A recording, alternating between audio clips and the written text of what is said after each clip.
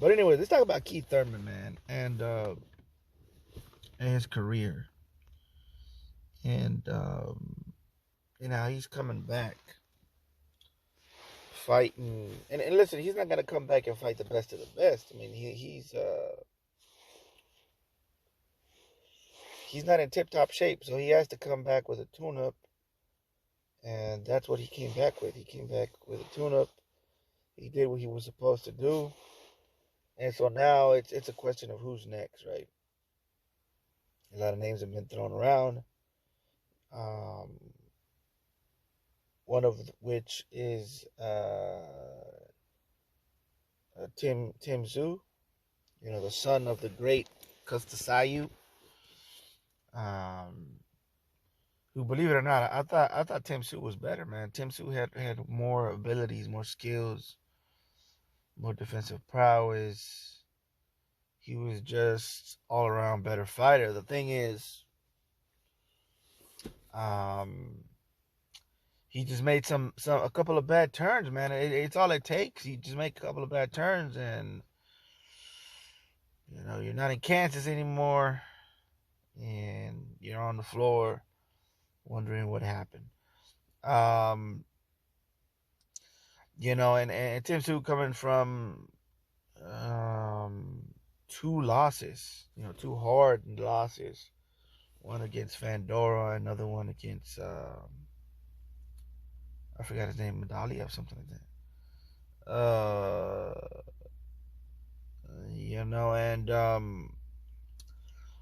And it's hard because promising to his people, and his people did think that he was going to be a great, and he was going to be, as legendary as his father. Thing is, it's very rare that that happens. That you get a son that is greater than the father. It just doesn't happen that way, especially when the father does so well in boxing. If the father does very well in boxing, and he makes enough money to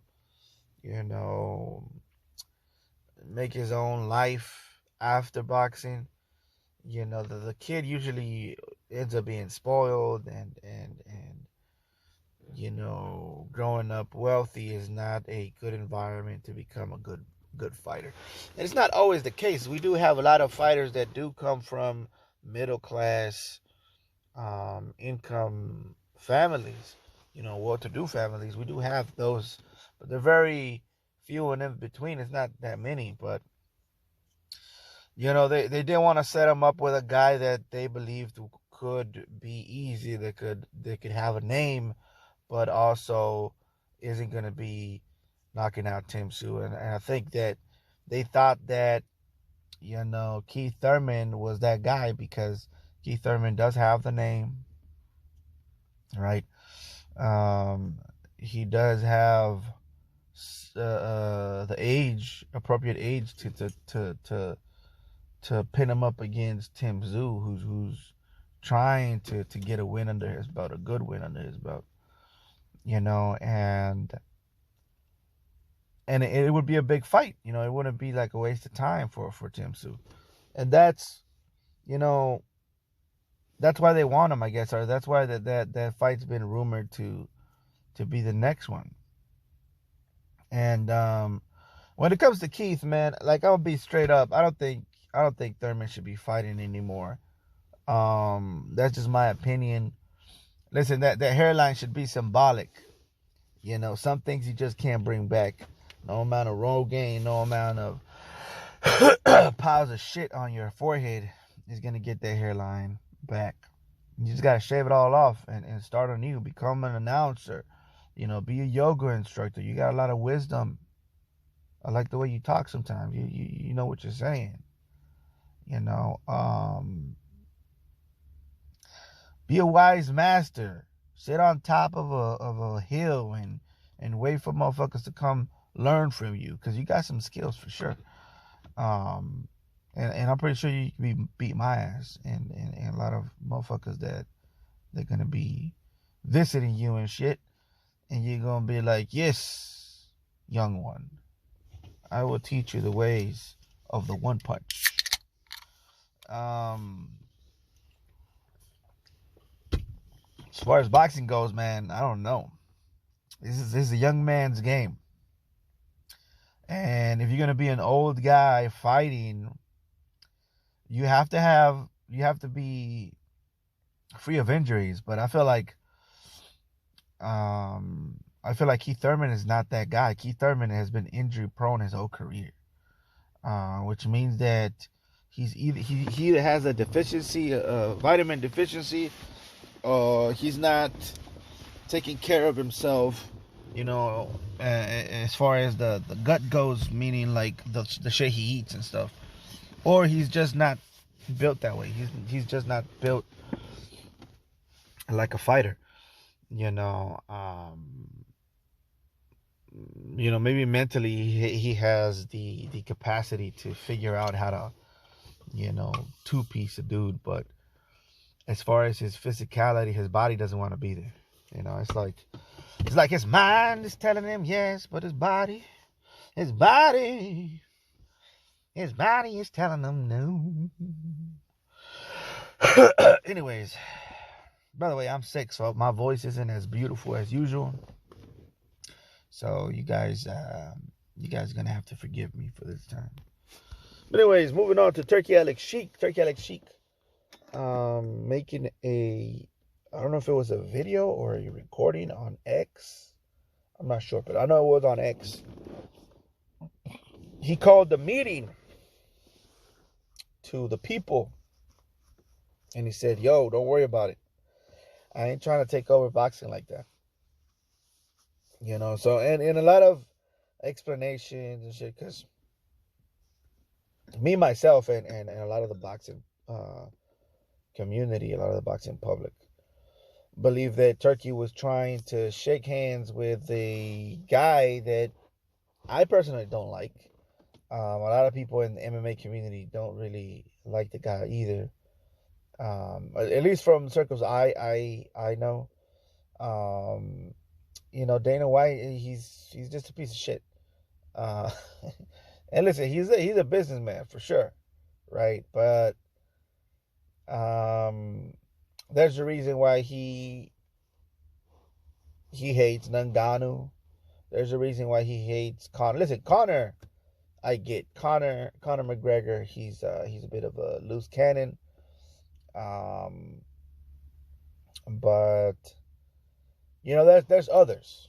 There's others that I don't want to get into right now, and I could make a whole video of fighters that have dealt with Dana White and have not necessarily liked what Dana White's about.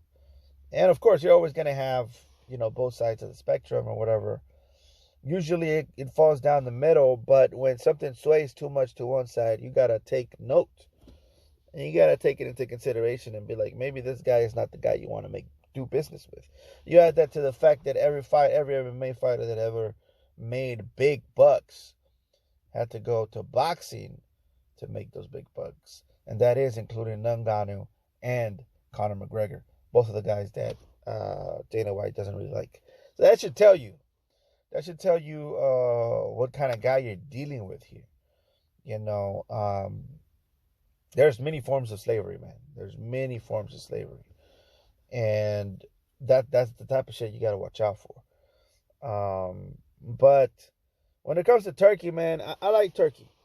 And my thing is kind of like watching a guy you like.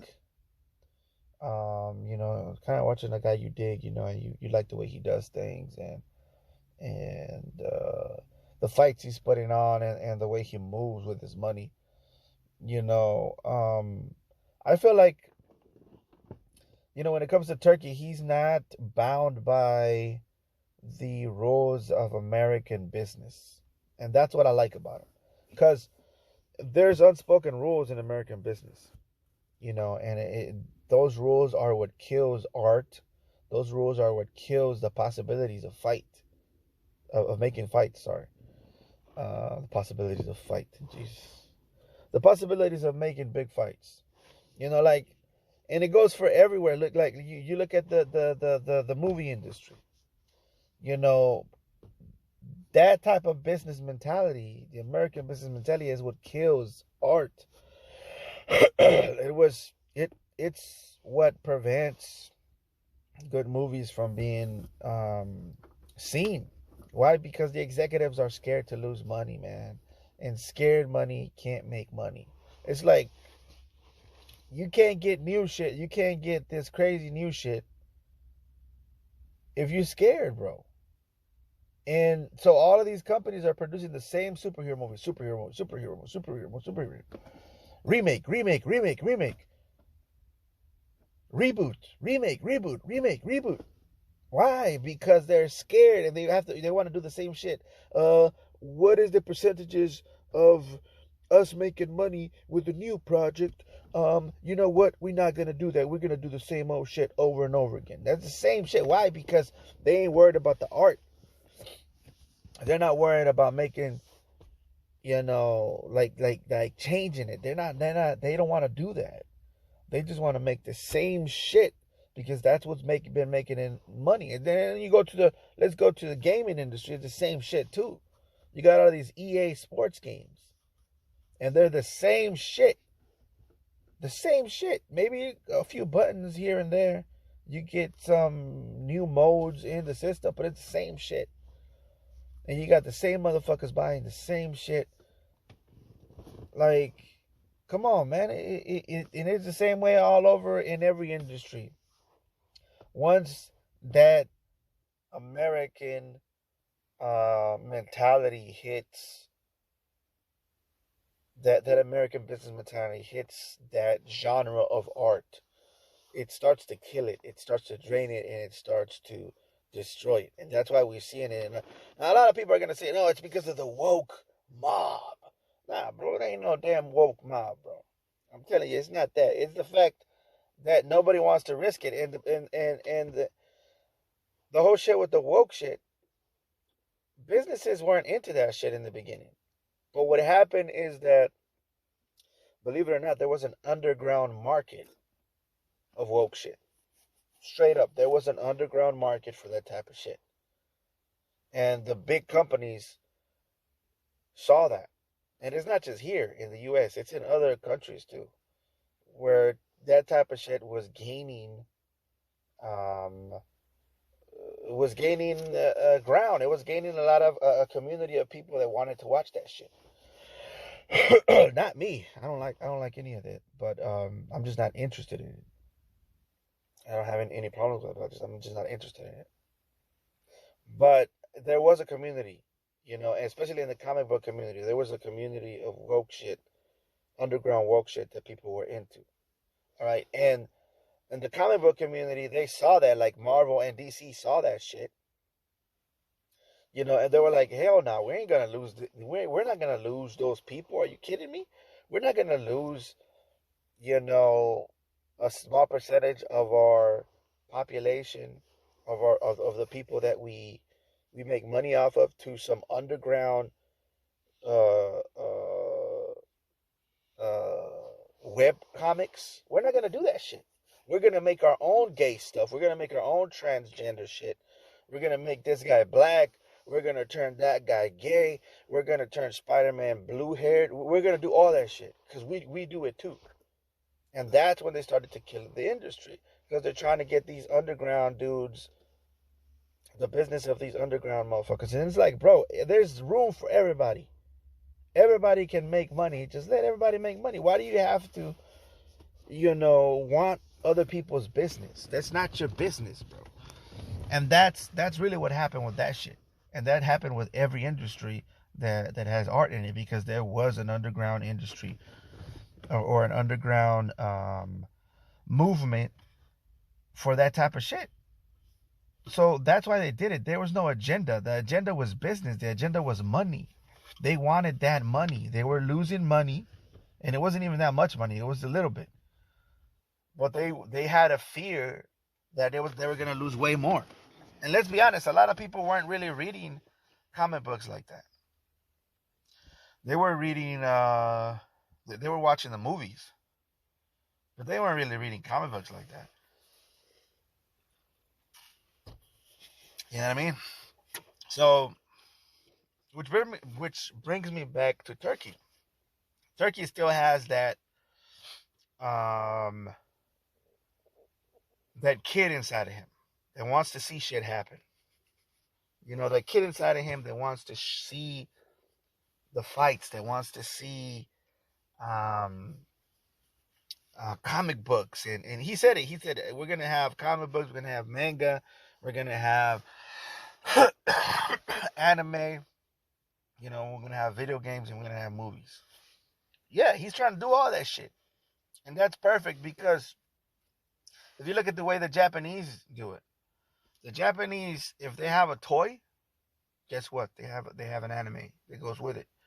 And if they have an anime and they have a toy, then guess what? They have a movie that goes with it. If they have a movie that goes with it, guess what? They have a video game that goes with it. And all of that shit makes money off of each other. Why? Because people are going to be like, oh, they got a movie? Shit, we're going to watch the movie. Oh, they got action figures? Shit, we're going to buy the action figures. They got t-shirts? Oh, shit, we're going to buy the t-shirts. And the market grows like that. That's the way the Japanese do it. And they've been doing it that way, shit, for the longest. You remember you had Dragon Ball Z toys, you had Dragon Ball Z video games, you had Dragon Ball Z movies, you had Dragon Ball Z manga, you had Dragon Ball Z everything, bro. Dragon Ball Z was everywhere.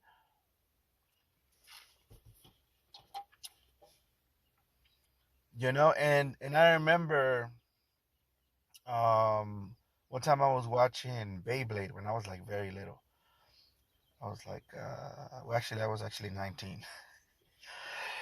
I was actually 19 at the time, and I was watching Beyblade, and I remember my uncle was like, "Don't look at those cartoons. They're just trying to promote the toys." And I'm like, "Shit, I want the toys too, bro." Like, it's the thing, bro. It's not bad to sell shit. It's not bad to sell shit. It's bad when you don't give the people what you make people crave shit and then you don't give them to them. That's what's bad. But the Japanese weren't doing that. The Japanese were giving it all to you. They're giving you the toys. They were giving you the cartoons. They were giving you the movies. They were giving you the t-shirts. They were giving you the comic books. They were giving you all that shit. Yeah, get it. Have it. We can make it. And that's what Turkey's on. That's the type of shit Turkey's on. If you want it, we gonna make it. Plain and simple. And that's what America needs to get on. You know, and make it kind of cheap too, because this anime shit is not expensive, bro. It's not expensive at all. That's why people love anime so much. That's why it's so popular around the world. It's because it's better, it's cheaper, and it's damn near it's faster too. Because they draw that shit fast, bro. Them Japanese don't mess around. They're good at that shit. They're like, they're the best, bro. We don't have that here, and I will say that there's reasons for that, of course, but and I'm not gonna get into that because that'll be for another video. But what I'm saying is, don't be afraid to spend money, man. Don't be afraid because you guys have it. We have money. We're just everybody's scared over here. That's just the point. Is everybody's scared, and they have to go through executives and be like, executives, can we do this? And they're like, man, I don't know. The numbers say 335, 50, 55, 60, 75, 80. Oh no, we can't do it. What? What does that even mean, bro? The kids want that shit. We're gonna do it, plain and simple. Plain and simple. And it's not just kids, bro. It's like I'm down near 40, bro. I'm gonna be 40 here in about 2 or 3 years. So yeah, I like all that shit. I don't care. I grew up on that shit, and I'm still gonna like it. Like 40, 50 years down the line, I'm still gonna like that shit. You know. Excuse me, I'm a little sick. Um. So yeah, just bring it up, bro. Just do it. Just don't be scared. You know. That's what I say. Anyways, moving on here to Tank Davis. By the way, I drew this. Let me know what you guys think. You can check that out if it was real. But Tank Davis, there's a video going around. It's not this one, but Showbiz showed a video on his channel, YouTube channel, where he also takes a knee. He takes a knee like the way he did against Roach, and it looks very similar, to the way he took a knee against Roach. I mean, it's pretty much the same shit. And the thing is, bro, we got to be honest about this. He wasn't hurt in either of those. Okay, he was hurt. He was hurt. I'll take that back. He was hurt, but he wasn't hurt enough. Is what I'm trying to say. Like I've seen people actually get hurt. Like, for example, Tyson versus Usyk won. When Usyk hit Tyson so hard that you could see it in his face, he was like, "Oh shit!" Like, he was like, "Fuck!" Like that shit hurt. That's one of the most painful shots I've seen, where you can see the pain in the motherfucker's face, and it's like, yeah, you might want to take a knee, or you might want to go down, or something like that. The thing about Tank is that in either of these situations that we saw, both in the replay when he was in the amateurs, that was sent to Showbiz, shout out to Showbiz, and in this one, he wasn't really that hurt. He was hurt, but he wasn't, knockout hurt. It was more like he mentally gave up. He mentally said, "This hurts. What should I do? Let's take a break. Let's take a knee," in both occasions. And what that tells me is that's his factory reset. Everybody has a factory reset, bro. Everybody has a thing that they revert to, and a thing that they do when they're in trouble. And I got it down to 3 categories. There's runners, fighters, and hiders. Runners, fighters, and hiders. Those are the 3 types. The runners, we see it here. That's what the runners do. The runners, they take a knee, and they run. That's basically what they do. They run. They turn their back, right, and they run. There's a lot. Most people are like that, and most people do that. Now, the thing about fighting is that for a long time, fighting was able to filter out the runners, and coaches were able to distinguish the runners, and usually they would kick them out. They would just be like, "You're not a fighter, bro." In the old days, they would just tell you, "You're not a fighter," straight up. You just don't got it in you. The fighters are a little bit more violent. Like, the best example of a fighter type is Mike Tyson. Mike Tyson was biting, he was kicking, he was hitting with low blows, he would push you, he would grab you. That's what fighters do. When they get to a situation where they can't hit you, they can't hurt you, and you're hurting them, they don't know what to do. You're blocking them and walking them down. They get to this situation, and they go into factory reset. And when factory reset, that's when they start to fight. And they start to go low they start doing low blows. They start to bite your ear. They start to do all. That's a fighter. They go crazy. They go wild. And then you got a hider, right? And the hiders, they kind of start talking shit. They ball up. They shell up. They grab, right? Or they just shell up. They just turn into a little ball, and they just shell up and just take punches. Those are hiders. And Mayweather was a hider.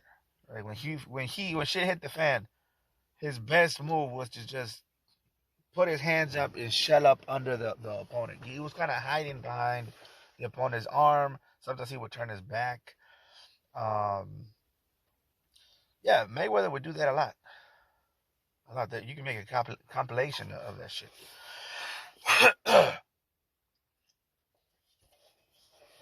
That's what a hider does. You know, they hold, they also look at the ref a lot. You know, and hiders and runners are kind of similar to each other. But when you start seeing that, you should know the guy's going into factory reset. There's something about the fight that he does not like.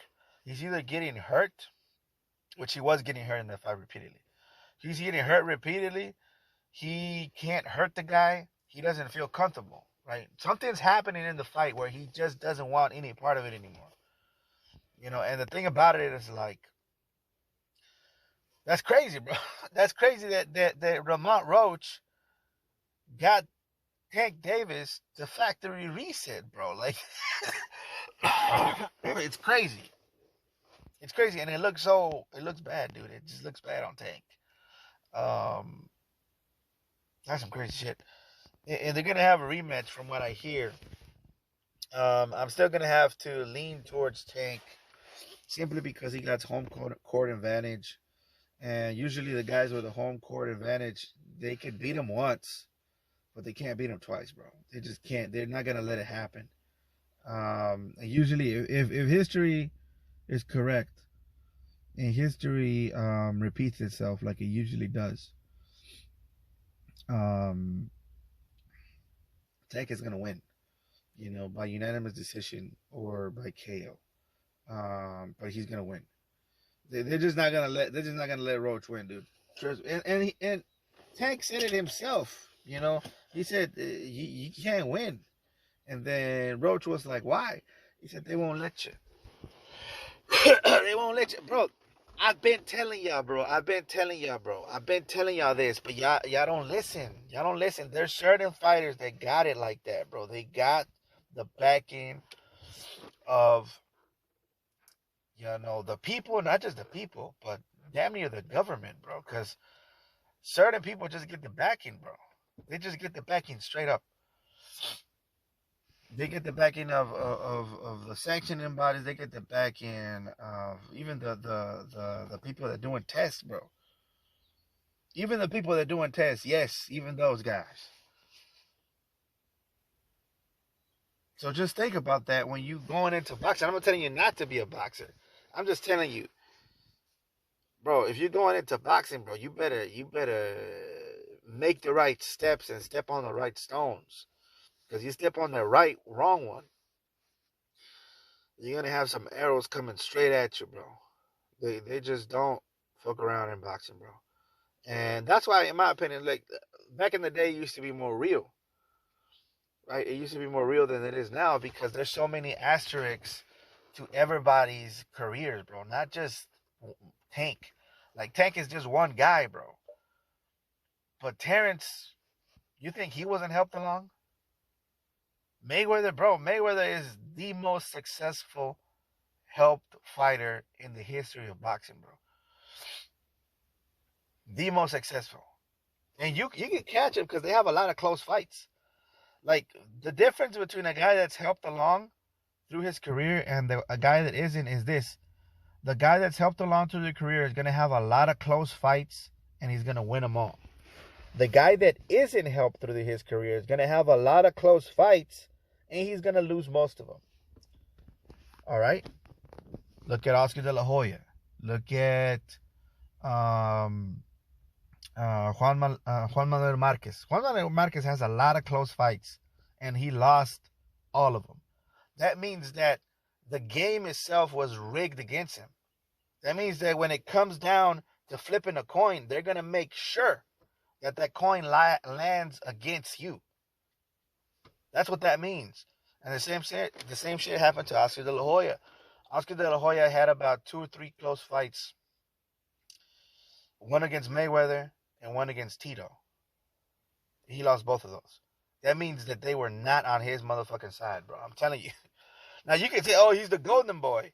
He's the golden boy. Like of course they're on his side. Nah, bro. That dude had to crawl from the dirt and get his, and they still don't like his ass.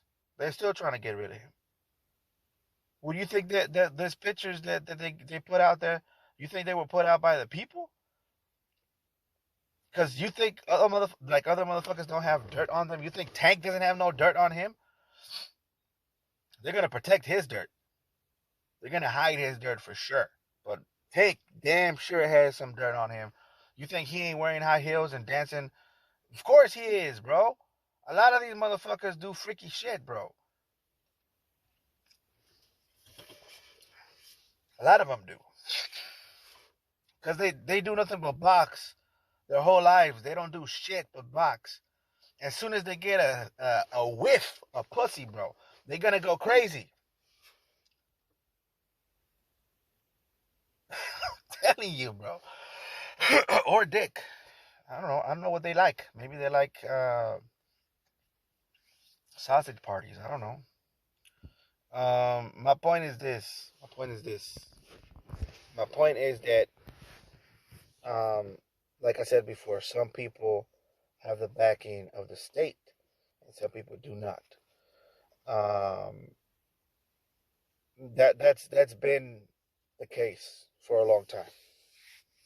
And but the thing is that the shit hits the fan now because it's an international sport more than ever now, and people are starting to find out, that some of these guys don't even want to fight no more because they're manufactured. They're not even real fighters. They used to be. There used to be these walls in place in boxing that determined whether you were even a fighter or not. And the first line of defense used to be the coach. The coach was the first line of defense. He would tell you, you're not built that way. I'm not going to spend time with you. And it was cold. It was a cold, hard fact that if you weren't built that way, you just weren't going to be a boxer, plain and simple. But the thing is, somewhere along the line, the first line of defense, which is the coach, either got soft or they got replaced or something happened to where now a lot of these guys that ain't really fighters are ending up becoming champions. They're ending up becoming the face, quote unquote, the face of boxing. And that's why we got the Tanks. That's why we got the Shakurs. That's why we got the guys that they ain't really fighters like that, bro. But it is what it is, and that's why I say, like, it used to be more real than this. Now it's starting to become a little more than WrestleMania. You know, the game is so rigged and there's so many obstacles that you have to go through that by the time you get to the ring, it's not even really a fair fight anymore. And it used to be that if you were a champion boxer, that nobody fucked with you because that meant that you knew how to fight. But the fact of the matter is that nowadays, some of these guys can't even hold a cup because their hands are shaking. They're so weak. You think that I'm going to be scared of a guy whose hands are tender?